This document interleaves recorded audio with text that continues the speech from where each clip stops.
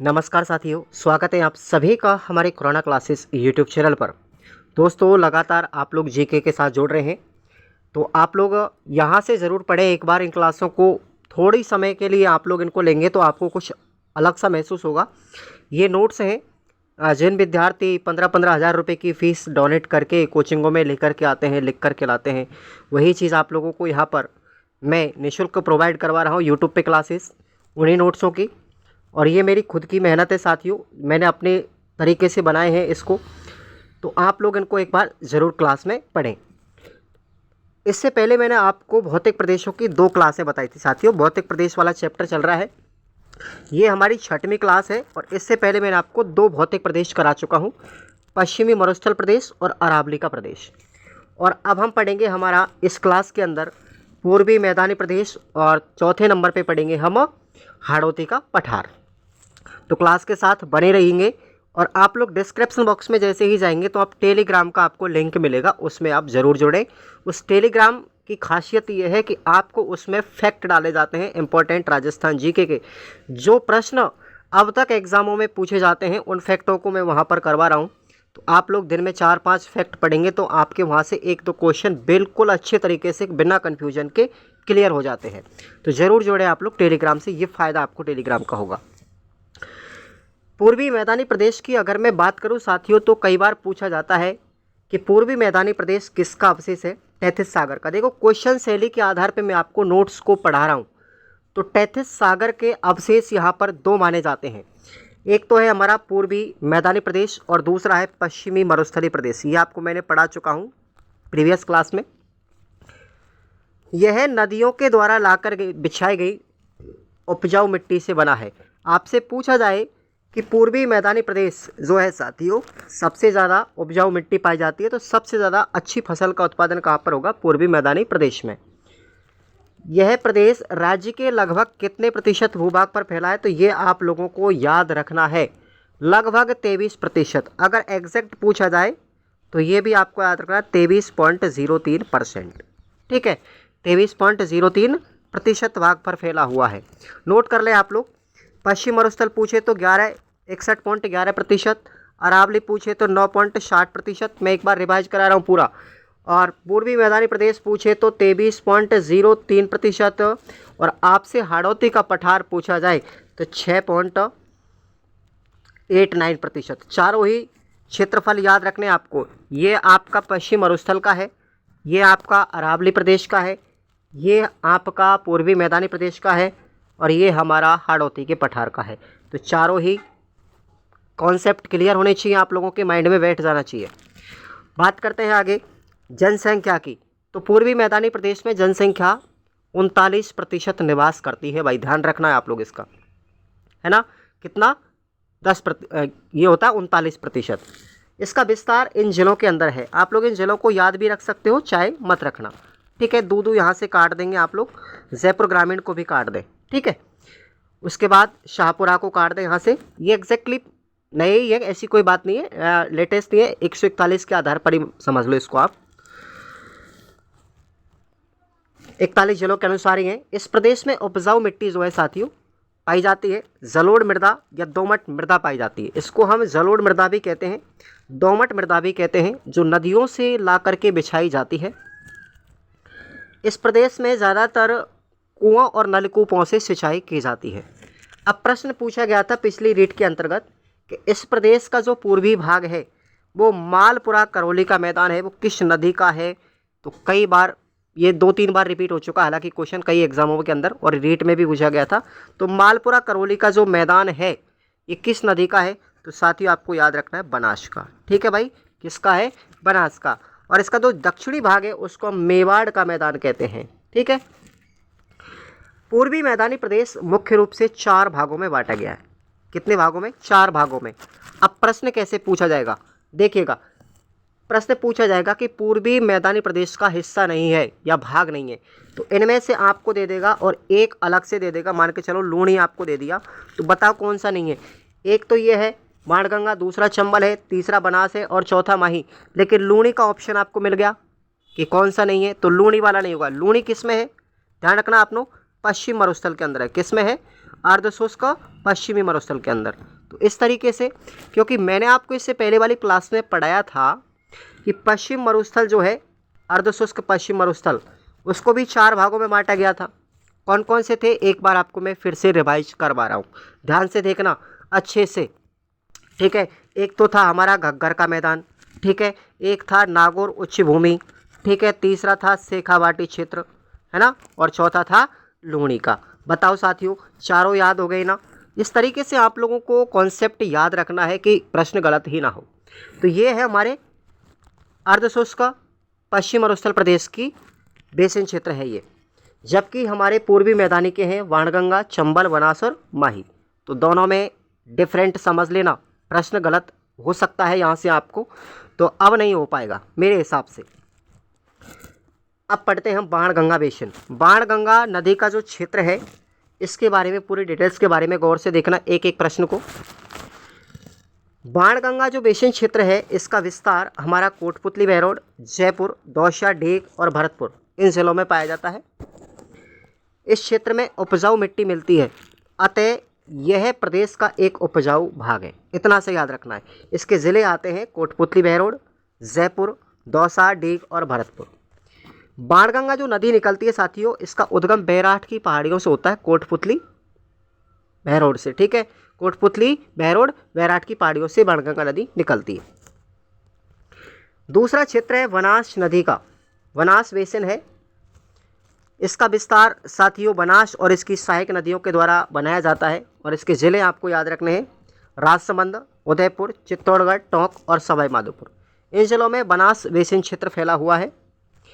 प्रश्न इंपॉर्टेंट बनता है, बनास बेसिन से पीट मांड का मैदान कहाँ पर है, किस नदी का है, तो ये देवगढ़ राजसमंद है भाई, ध्यान रखना। पीट मांड का मैदान कहाँ पर है, देवगढ़ राजसमंद में, बनास नदी के द्वारा निर्मित है। प्रश्न पूछा जा सकता है आपसे ये।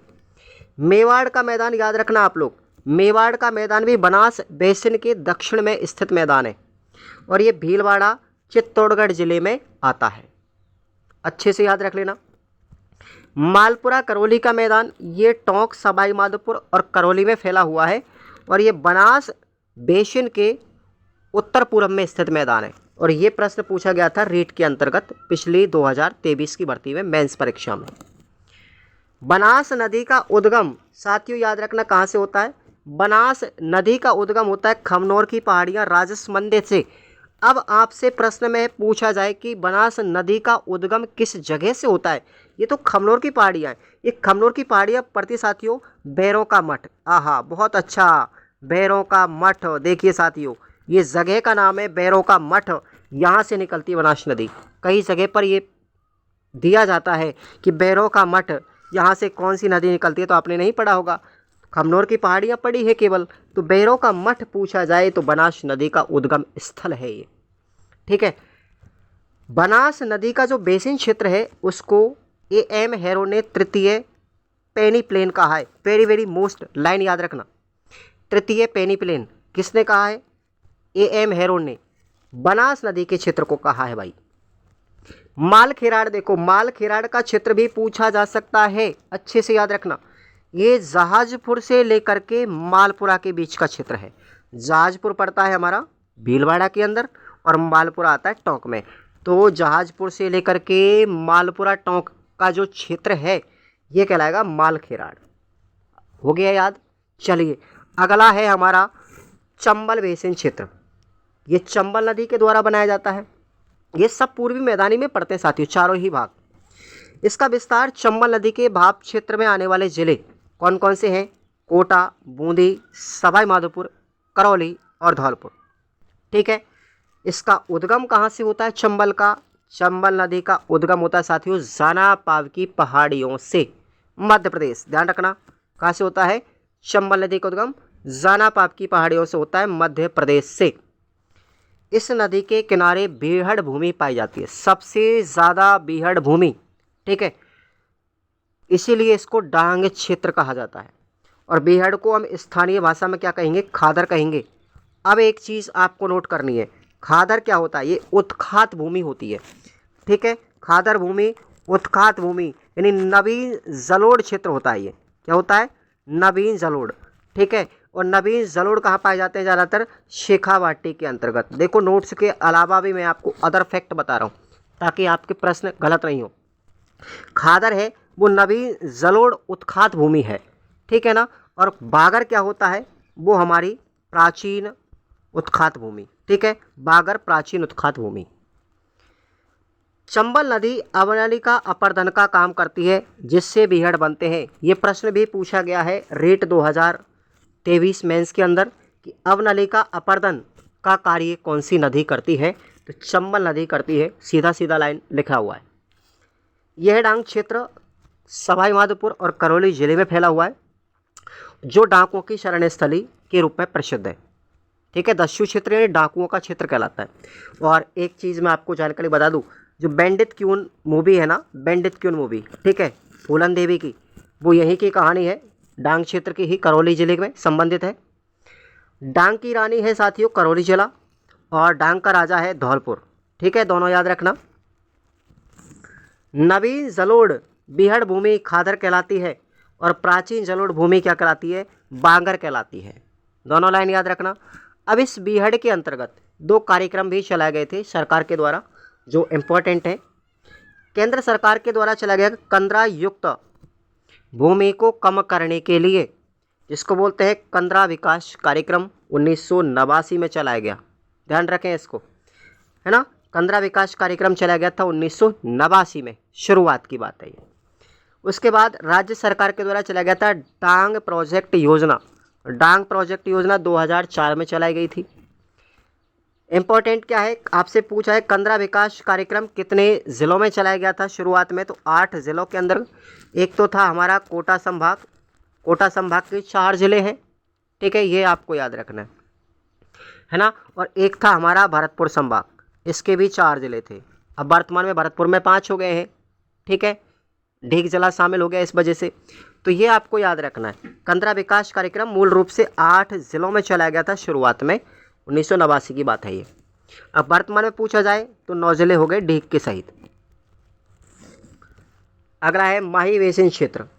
माही नदी के द्वारा बनाया जाता है ये, और इसमें ज़िले आते हैं हमारे 3, डूंगरपुर, बांसवाड़ा और प्रतापगढ़, है ना। अब माही नदी के जो बेसिन क्षेत्र है उसमें बहुत सारे छोटे छोटे क्षेत्र आते हैं, जैसे काठल क्या है? काठल, ये भी कई बार पूछा गया है। तो ये माही नदी का तटवर्ती मैदान है, प्रतापगढ़ जिले में आता है। काठल कहाँ पर स्थित है भाई? प्रतापगढ़ के अंदर। और ये माही नदी का तटवर्ती मैदान। छप्पन का मैदान आपसे पूछा जाए, ध्यान रखें, छप्पन का मैदान ये बांसवाड़ा और प्रतापगढ़ में पाया जाता है। 56 गांवों की उपजाऊ भूमि है। अब आपको नोट याद रखना है भाई, आपसे पूछा जाए कि गोलाकार जो पहाड़ियाँ हैं जो बालोतरा में पाई जाती है उनको हम 56 की पहाड़ियाँ कहते हैं, है ना। 56 की पहाड़ियाँ कहाँ पाई जाती हैं? गोलाकार पहाड़ियाँ बालोतरा के अंदर। तो कन्फ्यूजन नहीं होना है, 56 की पहाड़ियाँ पूछे तो बालोतरा, 56 का मैदान पूछा जाए तो बांसवाड़ा प्रतापगढ़, और 56 बेसिन ही पूछा जाए तो आपका बांसवाड़ा जिला होगा। आया समझ में? इस माही नदी की बात करें तो इसमें लाल मिट्टी पाई जाती है, लाल मिट्टी पाई जाती है। एक क्षेत्र है हमारा बांगड़। देखो बांगड़ अलग है और बागर अलग, बांगर अलग है, दोनों में अंतर है। बांगड़ क्या है? डूंगरपुर और बांसवाड़ा के मध्य में जो छोटी छोटी पहाड़ियाँ पाई जाती है उस क्षेत्र को बोलते हैं बांगड़। और बागर तो मैंने आपको अभी बताया चंबल के अंतर्गत, ठीक है, जो प्राचीन जलोढ़ भूमि है उसको कहते हैं। मेवल को भी याद रखना, मेवल क्या है? डूंगरपुर और बांसवाड़ा के मध्य का क्षेत्र। ये प्रश्न यहाँ से काफ़ी ज़्यादा पूछे जाते हैं और यह कन्फ्यूजन भी बहुत ज़्यादा होता है, तो इन कॉन्सेप्ट को अच्छे से दिमाग में बैठा के रखें। मेवल है हमारा डूंगरपुर बांसवाड़ा के मध्य का क्षेत्र। नेक्स्ट है अगला हमारा प्रदेश दक्षिणी पूर्वी पठारी प्रदेश, जिसको हाड़ौती का क्षेत्र भी कहते हैं। और ये पूछा जाए कि किसका अवशेष है भाई? ये गोंडवाना लैंड का अवशेष है ना। गोंडवाना लैंड का अवशेष कौन सा है? दक्षिण पूर्वी पठारी प्रदेश। और एक है हमारा अरावली का, ठीक है, ये 2 ध्यान रखें, अरावली का प्रदेश और दक्षिणी पूर्वी पठारी प्रदेश तो हमारे गोंडवाना लैंड के अवशेष हैं। और पश्चिमी मरुस्थल पूछा जाए और पूर्वी मैदानी प्रदेश पूछा जाए तो ये दोनों हमारे तैथिस सागर के अवशेष हैं, ठीक है भाई। तो अच्छी से याद रखना है। यह प्रदेश राजस्थान के 6.89 भूभाग पर फैला हुआ है। इसका क्षेत्रफल है जिसमें जनसंख्या लगभग 11% निवास करती है। दक्षिण पूर्वी पठारी भाग को हाड़ौती का पठार भी कहा जाता है। और यहाँ की बात करें कि अरावली पर्वतमाला और विंध्याचल पर्वतमाला का मिलन भी यहीं पर होता है, इसी पठार के अंदर, जिसे संक्रांति प्रदेश कहते हैं। और इस प्रदेश की ऊंचाई लगभग 500 मीटर है। यहाँ की जलवायु पूछी जाए तो आर्द्र जलवायु पाई जाती है। मिट्टी पूछा जाए तो काली मिट्टी मिलती है जो मशालों के लिए उपयुक्त है। लाल और काली मिट्टी दोनों प्रकार की पाई जाएगी। दक्षिण पूर्वी पठारी भाग को मूल रूप से 2 भागों में बांटा गया है। कौन कौन से 2 भाग हैं, ध्यान रखें। एक तो है हमारा मालवा का पठार और दूसरा भाग बांटा गया था विंध्यन कगार भूमि, जिसको ग्रेट बाउंड्री फॉल्ट के नाम से भी जाना जाता है ना। ग्रेट बाउंड्री फॉल्ट ये चंबल का क्षेत्र होता है, राजस्थान और मध्य प्रदेश की सीमा पर स्थित है। ग्रेट बाउंड्री फॉल्ट में कौन कौन से ज़िले आते हैं, ये प्रश्न भी आ चुका है सीईटी के अंदर 2022 में। देखिएगा, पूरी चर्चा करते हैं। मालवा का पठार, ये 4 जिले आते हैं, कोटा, बूंदी, बारा और झालावाड़, यानी पूरा कोटा संभाग आ जाएगा। इसको हम दक्कन का पठार, दक्कन का लावा पठार और हाड़ौती का पठार मूल रूप से कहते हैं। ये मालवा का पठार होता है भाई। यहाँ पर मिट्टी काली पाई जाती है जो कपास के लिए उपयोगी है। इस मालवा के पठार का निर्माण जो है वो ज्वालामुखी उद्गार से हुआ था। और यहाँ का जो नदियों का अपवाह तंत्र पाया जाता है वो वृक्षाकार पाया जाता है। ठीक है, नेक्स्ट इसमें है विंध्यन कगार भूमि, सेकंड पार्ट इसका। चंबल नदी के किनारे किनारे, राजस्थान बॉर्डर की बात करें, राजस्थान और मध्य प्रदेश बॉर्डर की अगर हम बात करें तो चंबल नदी के किनारे किनारे बूंदी, सवाई माधोपुर, करौली और धौलपुर, इन जिलों में ये विंध्यन कगार भूमि पाई जाती है। और इसी को हम क्या बोलते हैं, ग्रेट बाउंड्री फॉल्ट। ठीक है भाई, GBF। और ये प्रश्न आ चुका है। यह क्षेत्र जो है ये बलुआ पत्थरों से और चूना पत्थरों से भरा पड़ा है। विंध्यन कगार भूमि में चंबल नदी के द्वारा जो कटा फटा क्षेत्र है उसको हम बीहड़ भी कहते हैं। उसके बाद है दक्षिणी पूर्वी पठारी भाग को 5 धरातलीय उप प्रदेशों में बांटा गया है। नोट कर लें इसको आप, कितने धरातलीय उप प्रदेश है, 5। पहला है झालावाड़ का पठार, डग गंगधर उच्च भूमि, शाहबाद उच्च भूमि, अर्धचंद्राकार पर्वत श्रेणियाँ और नदी निर्मित क्षेत्र। प्रश्न पूछा जाएगा यहाँ से, बनेगा, बहुत अच्छा बन रहा है, कि भाई निम्न में से दक्षिणी पठारी भाग का उप प्रदेश नहीं है। तो आपको इन 5 के अलावा दे देगा कोई भी, तो वो नहीं होगा। तो ये 5 ही उप प्रदेश आपको याद रखने, झालावाड़ का पठार, डग गंगाधर उच्च भूमि और शाहबाद उच्च भूमि या उच्च क्षेत्र और अर्धचंद्राकार पर्वत की श्रेणियाँ और नदी निर्मित मैदान। हो गया याद। अब आपको कुछ इसी क्षेत्र में इंपॉर्टेंट याद रखना है। बूंदी की पहाड़ियाँ, ये अर्धचंद्राकार होती हैं। बूंदी की पहाड़ियाँ, एक और लाइन आपको मैं एक्स्ट्रा बता रहा हूँ, 12 रामगढ़ के अंतर्गत, रामगढ़ 12 जो ज़िला है उसमें घोड़े की नाल के जैसी, घोड़े की नाल जिसको हम बोलते हैं हम साथियों हॉर्स शू, क्या बोलेंगे, हॉर्स शू की आकृति में क्या पाई जाती है, पहाड़ियाँ पाई जाती हैं। ठीक है, ध्यान रखना, हॉर्स शू यानी कि घोड़े की नाल की आकृति में पाई जाने वाली पहाड़ियाँ कहाँ मिलती हैं, रामगढ़ 12 के अंतर्गत। आपसे पूछा जाए रामगढ़ क्रेटर कहाँ पर है, तो ये भी आपको याद रखना, रामगढ़ क्रेटर भी 12 जिले में है। बूंदी की पहाड़ियाँ अर्धचंद्राकार मिलती हैं और बूंदी की पहाड़ियों में सबसे ऊंची चोटी है हमारी संतूर, जिसकी ऊंचाई है 353 मीटर। आपने अरावली पर्वतमाला के अंतर्गत कुछ दर्रे पड़े होंगे, तो भाई बूंदी में 3 दर्रे हैं।